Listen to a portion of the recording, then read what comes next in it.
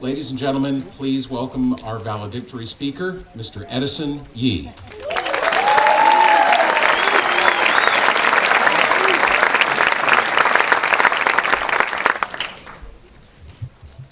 Welcome everyone to our graduation. Welcome students, welcome families.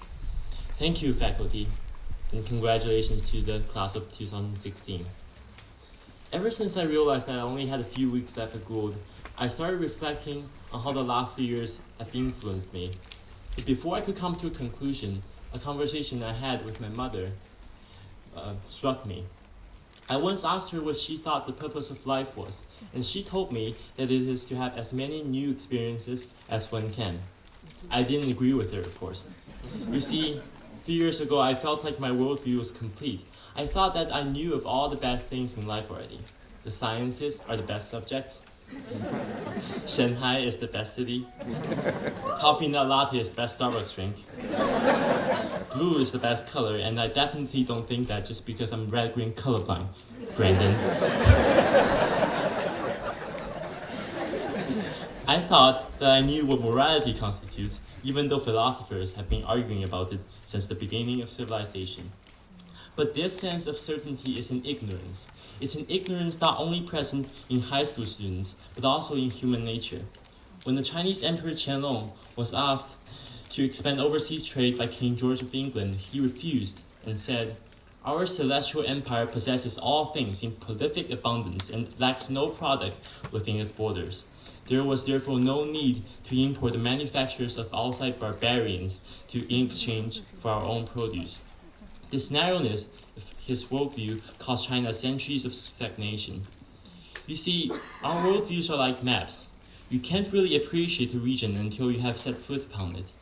Qianlong's map was constrained by the borders of China, which he felt no need to expand beyond. My map was constrained by my nerdy and varying life in middle school in Shanghai. And every single person's map is ultimately derived from and limited by his or her experiences. In retrospect, I now agree with my mom that one of the most valuable things you can do in life is to have more experiences. People map their worlds according to dichotomies like sciences versus humanities, arts versus sports, liberal versus conservative, red versus green, Yankees versus Red Sox. But I think these identities represent a fundamental failure to understand the worlds and our own complexity. Except for the last one, of course. Red Sox is obviously better than Yankees.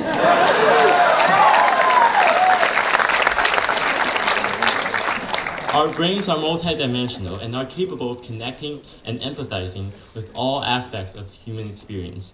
And this is precisely what Gould has allowed us to do in the most formative years of our lives.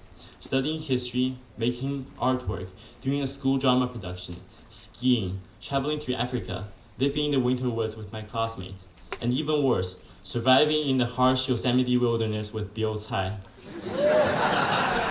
These all used to be things that I never wanted to do, especially the last one.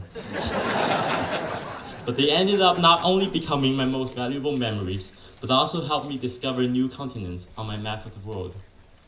Ever since I set foot on these continents, I knew that I would never feel content and certain like I did 3 years ago, until I have completed mapping all their landscapes and fully realized the awesomeness of the world in which we live. Hopefully, I will carry this new sentiment of wonder and curiosity with me throughout my brief flicker of consciousness on this earth.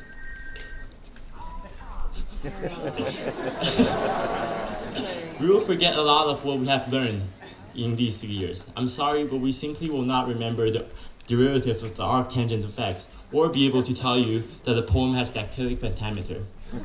But what matters is that we have learned the framework of thought, such as the deductive reasoning that we have learned in math classes, and the empathetic submergence into great literature that we have learned in English classes. What matters is that we will never again think that the borders of our world possesses all things in prolific abundance, like the Chinese emperor thought. As we begin to grow, we'll begin specializing. We'll pick 1 or 2 majors, pick a career, settle down in life. In this process, will the scope of our world narrow because we will lose contact with other facets of life? Maybe that's why John Green once said that when he was a student, he thought that the so-called real world of proper adulthood was basically a disease you caught and eventually died from. Adulthood, with its mortgages and spreadsheets and long maintenance, seemed to be a thing to be dreaded and resisted until it finally overtook you, like a zombie plague. Frankly, I'm sometimes scared that one day I might lose my curiosity and cling on to the past because of the zombie plague.